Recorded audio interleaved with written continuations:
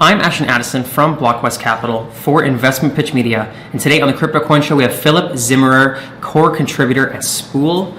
Philip, welcome to the show, and thank you for taking the time. Ashton, thank you for having me, and hello everyone. You're very welcome, and let's dive into what Spool's working on, DAOs, DeFi, self-custody, which is more important than ever with the events that have occurred in cryptocurrency in the last week. We know that if it's not your keys, it's not your coins. And I'm glad that your team is working on something that embodies that. So let's start from the top, Philip. I'd love to hear from a high level what Spool is working on and how you're contributing to the project. Sure. I think you hit the nail on the head, right? Currently, it's becoming more clear than ever that self-storage and self-custody are important, and unfortunately people sometimes forgo that in favor of comfort. Mm-hmm. But that comes with risks that are not immediately apparent, right? And one of the important things about DeFi is that it sometimes looks a little more risky to people than centralized solutions because all of the risks are immediately apparent, but that's actually an advantage, right? And with Spool, we're trying to bridge this gap by creating infrastructure that allows you to access DeFi yields while still controlling your risk and to diversify seamlessly across protocols. So with Spool, you can essentially build your own personalized vault that might be diversified across 10 different products or yield-bearing protocols, while still having the same kind of simplicity that you would have on a centralized service like BlockFi and so on, with the clear one distinction that with Spool, you retain the keys, you retain custody, and you always have full access to your funds, and you can remove them from wherever they are at any time. There is no way to suspend withdrawals or anything like that. So this is really what we're solving. That's great to hear, Philip. And when I look at the comparison of yield generating platforms, let's say for example we're using a centralized exchange like FTX or Binance, and you want to stake some Ether and some Binance coin, or you want to go into DeFi and use some yield generating products. A lot of it is scattered out. In the centralized exchange, it's easy because it's all on one page with different blockchains. But in DeFi, it's not like that. Is this one of the main functionalities of Spool, that you're sort of simulating that ease of use and having a bunch of different things in DeFi that are all scattered out into one spot, but with the advantages of self-custody? Yeah, exactly. I think you're nailing it right there, right? A lot of people are kind of intimidated by DeFi at first, right? For us as blockchain natives, it all feels like our second nature. But the reality is, if you're new and if you're looking to earn some yield on your assets, you're faced with an abundance of choice, and the risks associated with these choices, they're pretty opaque, right? It's hard for you. Imagine you're a newcomer and you're asking, hey, what's DeFi? What can I do? And then someone throws Curve, Convex, Aave, Compound, Yearn, and so on at you, and you're like, hold on, what's happening? I have to research all of this. Then all of these have different UIs. You have to read through all the docs. You're like, what is even happening with my funds, right? It's pretty hard to gauge, right? So I don't blame anyone that says, well, here with Binance, I just put my funds there, and then there's an earn program, and I'm earning yield, right? It just feels much safer, right? So what we're really doing is we're you could almost see it like an operating system, right? With Spool, you can simply sort of log in, connect your wallet, and then you will see all of the options. You will see risk models that associate risk scores with all of these options. If you're interested in how these risk scores are built, you can look into them. You can find out, oh, these are the metrics used to judge these protocols. Really, it's also a learning resource, right? And then you can click and choose, no coding experience needed, to sort of build a diversified portfolio of the protocols that you like, combine them, and then set a risk tolerance. The risk tolerance essentially says, how much risk am I willing to really take on for the yield that I'm getting? And then we have basically all of the ingredients to automatically build your portfolio. And then we will distribute and diversify your funds across the protocols that you've chosen based on the risk-adjusted yield, right? So if one protocol has like a high yield but a low relative risk score, we would allocate more funds into that relative to the others, right? Just as an example. And then when you click deploy, you are essentially deploying your own smart contract, again, with no coding experience needed, that reflects all of these rules that you've just set. And then you can, with a single click and a single transaction, deposit into this smart vault that you've just built. And it's really yours, right? Additional advantage, you only pay transaction fees once, right? If you were manually diversifying across 10 protocols, you would have like at least like 20 to 30 transactions with all the approvals and like multiple transactions involved. With Spool, it's only one transaction, and then we're batching all of these transactions to actually get them into the yield sources. We're batching yours with other users while still isolating you and keeping you isolated to the protocols that you've chosen, right? But whenever there's overlap, we're using that to save on transaction fees. And that's really the functionality of Spool, right? It makes it super easy to use DeFi as it is intended without giving up on like self-sovereignty, self-custody of funds, and so on. That's great to hear, Philip. And not just because it's can be confusing to have these yield-generating platforms in different locations, is that it actually takes a lot of time as well, you know, and to give the instructions on depositing on one kind of platform and going through the steps with, you know, quite a few approvals, as you mentioned, it never goes as quickly as you hope. So to expedite that process as well with Spool, I feel like it's just like a time saver, which I think time is even more important than money. Yeah, exactly. I mean, look, this is also something that we crypto people, as I'd call it, often forget, right? Like, managing portfolios might be our life, but it's not the life that other people want to have, right? If someone comes home from an 8-hour shift or 10-hour workday, include like plus a commute or something, the last thing they want to do is spend 3 or 4 hours to like research DeFi portfolios to understand where they could get like a safe yield on their last paycheck, right? People want simplicity. This is why financial services are a thing in the real world, right?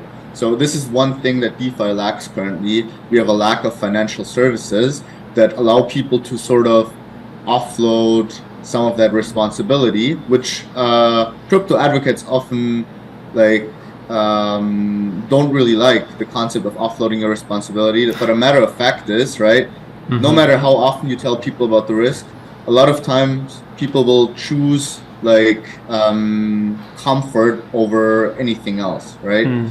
And this is where I think DeFi is lacking, and that is in terms of like financial services that bring that comfort of usage to users, right? To allow them to like do a set it and forget it kind of solution that then manages everything for them. And Spool is really the infrastructure, maybe not for end users to build their own spools, because that's still not very comfortable. But think about the potential, and this is where we're really like thriving right now in terms of the attention that we're getting.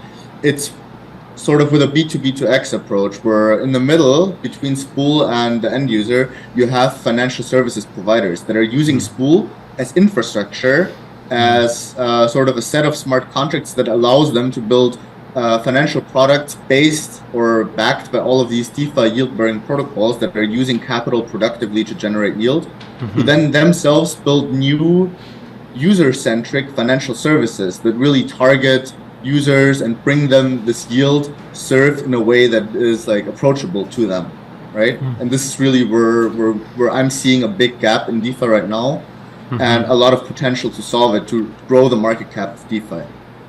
Definitely. And I feel like after, you know, the centralized exchanges are all blowing up this month, and who knows, you know, when you see your balance in an exchange, if that's actually backed by coins on the blockchain. They could have been moved by the company, as seen here in the past with FTX.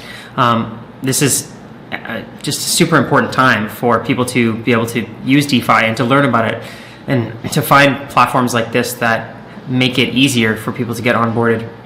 And Philip, how long has Spool been in the works for? And from what I understand right now, it's in version 1. Yeah, so we've actually started work on Spool back in 2020 in DeFi summer, and Spool is really like a DAO of people that came together to try and solve their own kind of problem, because all of us core contributors that were there from the early start, we were all manually yield farming in DeFi summer 2020, right? So we were all like trying to like farm Wi-Fi on Curve back in the day and like jump from farm to farm. And then we all kind of also burnt out on it because it felt like seemingly every single day you would wake up and you missed another new yield farm and like something else is around the corner and you would try to farm the first block of something, right? And we were all like, this is rough. This needs to be easier, right? Like, let's try to build something that makes it easier. So I talked to a bunch of friends, right, that were also yield farming. Or like, how would you like? What would you want? What do you want? What would you want to see to make this easier on yourself, right? And then based on these suggestions, really, we started conceptualizing Spool. Now it's evolved a lot since then, but so has DeFi, right? You always need to go with the flow in that sense. So what we're seeing right now, what's live right now, is version 1 of Spool that was like conceived in late 2020, and that's really also reflecting the state the DeFi market was in since then. Now with V1 live right now, we have sort of started working with businesses, with institutions. That's actually a big focus of ours that I think also sets us apart. We're talking a lot with institutions. We have since set up an association in Switzerland that allows us like to have a legal foothold as a DAO in the real world. I think it's a very, very innovative setup.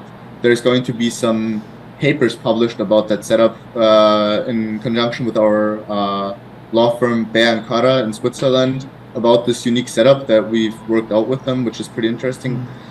This allows us to really work with institutions. So we're talking to, let's say, banks, financial services providers, fintechs, and so on, about how they would like to enter DeFi. And I think this is where I can provide some pretty interesting insight, because there is a clear mandate for DeFi in financial institutions, which a lot of people don't know.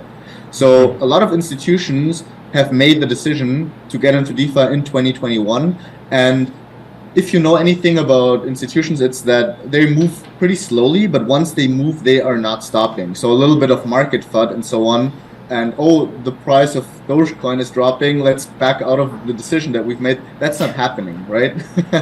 They know, they did their due diligence and they know they want to move forward with it, which is why I know there's a future for DeFi as well, right? So we're talking to these players and we're asking them, hey, guys, you want to enter DeFi, use Spool, right? And obviously they're looking at Spool V1 as it is live right now, and they're like, wow, this is great, but for us to use it, we would need X, Y, and Z. We would need other features. So we're like, well, that's too bad. But obviously, since we're working on V2 already, why don't you join us? Why don't we do breakaway sessions? And we had one of those recently in London in person with a bunch of institutions, where we were discussing features that they would like to see, right? Features and functions that would allow them to get into DeFi, right? And they are obviously controlled by regulators. So we're trying to enable these features to allow them onboarding. So long story short, to get to the point here, we're building V2 actively. It's due in Q1 2023, so we're very far along. And I think this new version of Spool, like calling it V2 is probably even an understatement. It's probably a complete evolution of what we're trying to do as a concept, right? It will allow the onboarding of massive liquidity into DeFi. And right now we're really more concerned about where to actually get all of these funds in the future. Obviously, we're not going to start off with V2 and have an instant couple of $1 billion in there, because we're going to start off with pilot programs first. So it's going to take a while just to sort of keep expectations under control.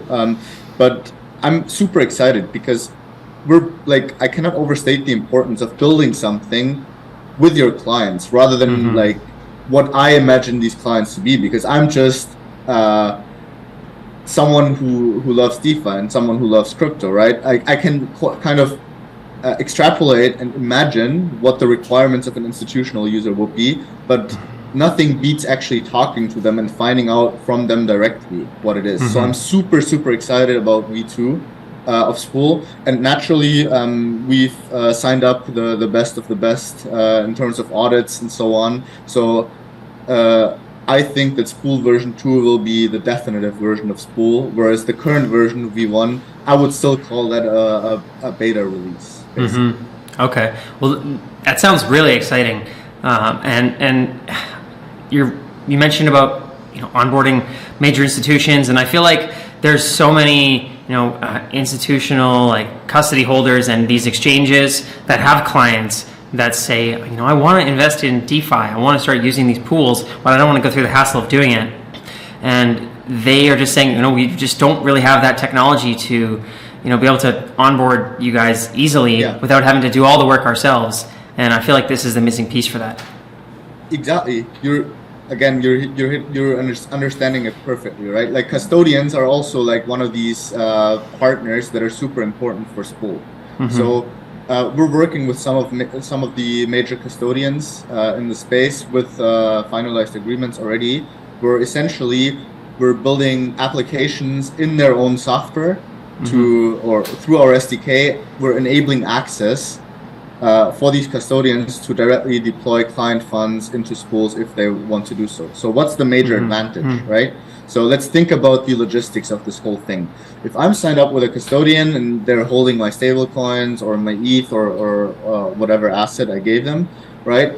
It's in their custody, so I cannot like physically move it myself, right? I have to talk to the custodian to do it. Now, if I give a custodian a couple $1 million in stable coins and tell them, hey, can you put this in DeFi for me and earn yield? The custodian, like you said, right, they're in trouble because they have to do all of the work themselves. And there is risks associated with DeFi, right? Like no talking, no denying that. Just look at Rect News. There's something happening every week and we're getting blessed with a funny article about what happened, right? But the reality is if you were affected, it's not so funny at all, right? So as a custodian, you're kind of like stuck, right? Because you have all of these stable coins that represent an opportunity cost because they could be earning yield right now. The client wants to earn yield on these stable coins, but they don't want to do self-custody because they're signed up with a custodian. So what do you really do, right? And with Spool, we're coming in and we're basically giving them full-on DeFi infrastructure because we have adapters that allow interaction with all of these different DeFi protocols. While we're also adding additional tools to the toolbox in the form of risk models that they can use to objectively, without making because they don't want to make the decisions of like putting funds somewhere. They want to point at some expert, in this case the risk model, to say, hey, we're using a third-party provider for risk, we're using a third-party provider for software. All of this is audited 3 times, and we have like a $1.5 million bug bounty with Immunify standing out as well. So we're taking like a lot of care of security, right? And the custodian can use all of this and package it together and build vaults specific to the demands of the user, and then just deploy all of that through a single click and a single interface for the user, right? Everything's like neatly compartmentalized. Technically, every client could have their own vault or 3 vaults for that matter within Spool, right? Just representing different creation processes with different like preferences with regards to protocols and risk scores and risk tolerances, right? And for the custodian, it's just super, super easy to set this up, right? So it's really a solution. Again, right, I can only speak to the reactions that we're getting when we're talking to these parties, when we're working with them. It's always a slow process because everything involving like other people's funds, right? If you're dealing with with responsible parties, they're gonna do multiple rounds of due diligence. They're gonna look at everything 3 times and like checks and balances, because in the end, nobody wants to be the guy that lost a lot of money in a hack or because of some hasty decisions, right? Definitely. But the reactions are telling me that we're building exactly what these service providers need, right? And I think this is usually the best sign that one can have when working on a project. It's going on a call, explaining the solution, and then getting this reaction of like, holy crap, you're solving exactly like this exact pain point that's like occurring to us every single week, right? And that's like really the best feeling. And honestly, that's kind of what I live for as well. Amazing, Philip. And I'm really looking forward to seeing this grow out, and the potential does sound huge. So I'm looking forward to that V2 launch and taking it to the next step. But for today, if the viewers want to learn more about the DeFi products, the smart vaults, and check out version 1, what is the best way for them to get started on that? Yeah, the best way is to obviously just follow all of our social media channels and go on spool.fi, and you can find our docs there. And this is a shout out to our tech writer.